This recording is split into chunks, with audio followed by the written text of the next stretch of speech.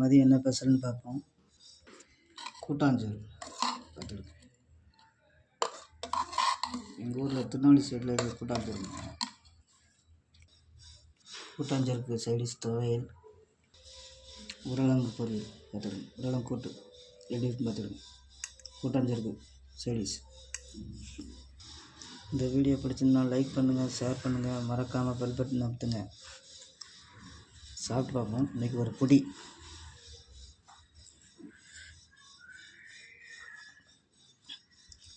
சூடு ஆவி பறக்குது.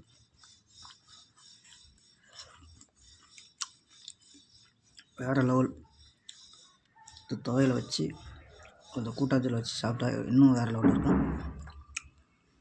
வேறு லெவல்.